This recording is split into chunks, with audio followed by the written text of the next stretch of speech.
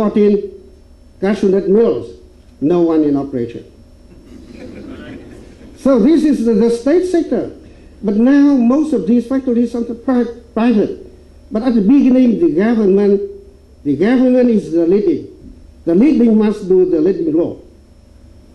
So that's what I continue to say that we changed, but the state sector gradually changed from 90% of GDP to 40%.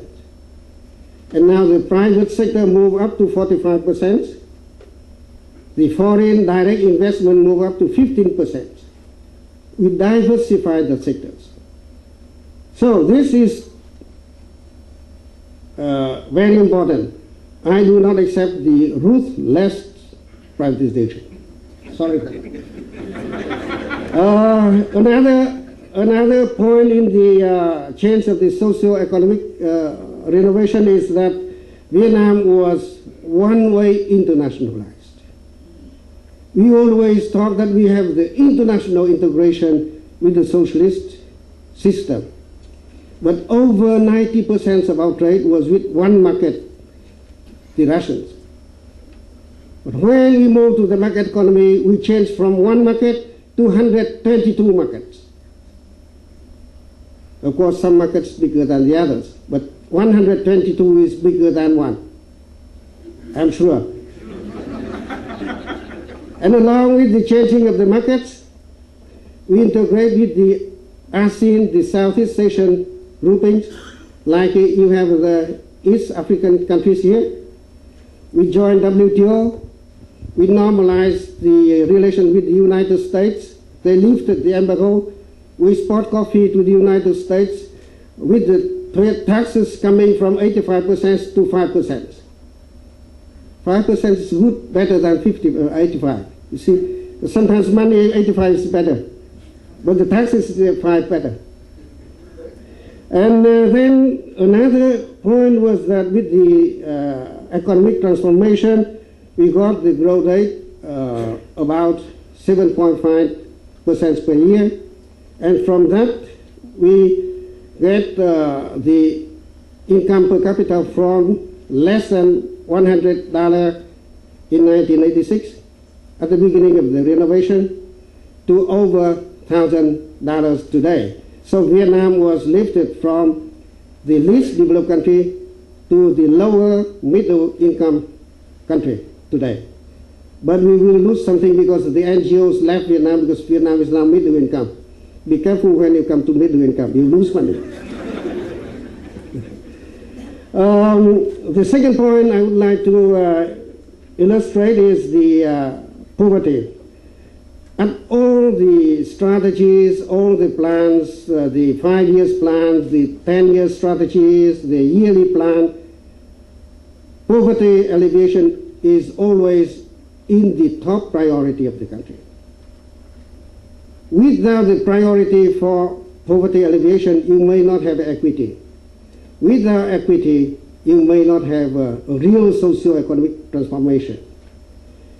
So from this, we have done several things. We integrate the poverty alleviation program with other development programs, forestry, rural infrastructure, and so on.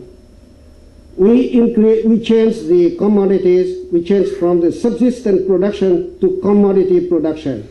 We say that marketization, commercialization, and diversification. And from these programs, we increased the export commodities.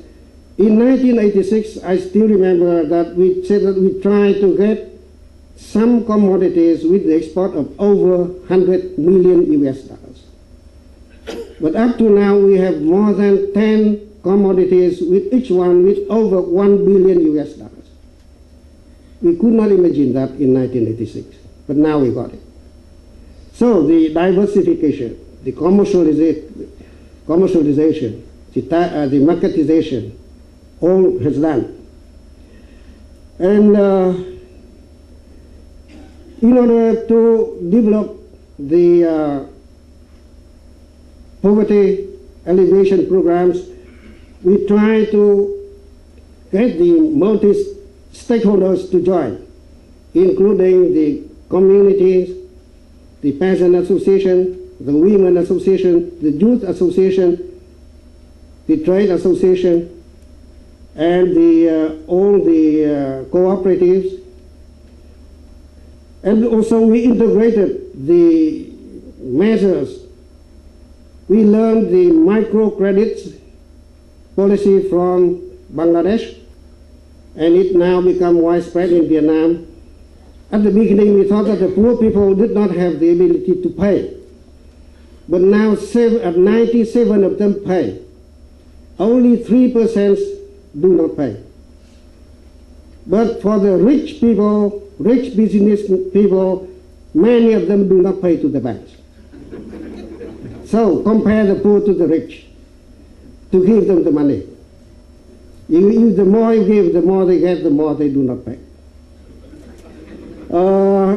Another program is that we build the rural infrastructure, that the poor people join and they get an earning. They improve their living. We reforest, we bring the program of deforestation, then they grow the forest, they have jobs, they have earnings, they have the forest. We find the outlets for the outputs. Instead of closing the enterprise, we open the markets. There were times some people said that our textile factories may be closed because the state sector enterprise were producing for the Russian market. But when the Soviet Union collapsed, we no longer had the markets. So we come to Taiwan, we come to Korea, we come to Japan to look for the technologies, to look for the assembly, to look for the manufacture. At the beginning, we export through these partners. And finally, we bring our goods to the real markets. And from nothing, we now get $8 billion of export of textile a year.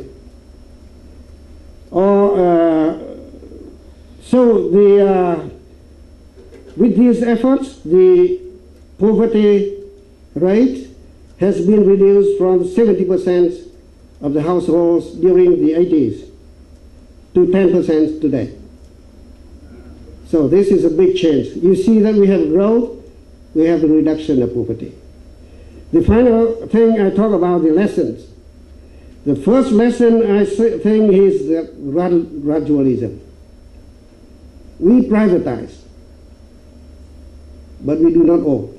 We do it slowly. We select the good things for the country, we keep it. But when you keep it, it is big difficulties we have to pass. The second is that the continuity. If you privatize at once, you destroy all the industries you build 30 years, 50 years. The paper mill in Vietnam turned to be the largest company of the country.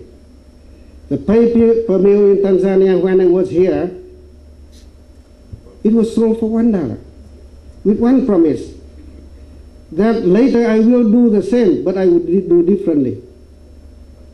And everybody accept my different activities. This is the problem, that when you sell out for one promise with the person who may not do what he promised.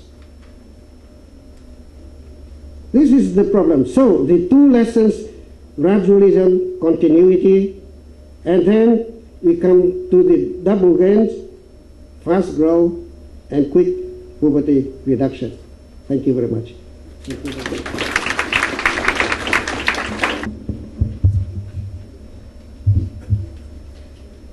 Your Excellency, Honorable Ministers, Regional Commissioners, distinguished guests, ladies and gentlemen. I have banned my prepared PPT, and I just like to take a few notes to respond to earlier presentations in terms of social transformation and poverty reduction. And I was actually quite impressed by the speech made by His Excellency President GKT, that the problems that the social transformation and growth in Tanzania has yet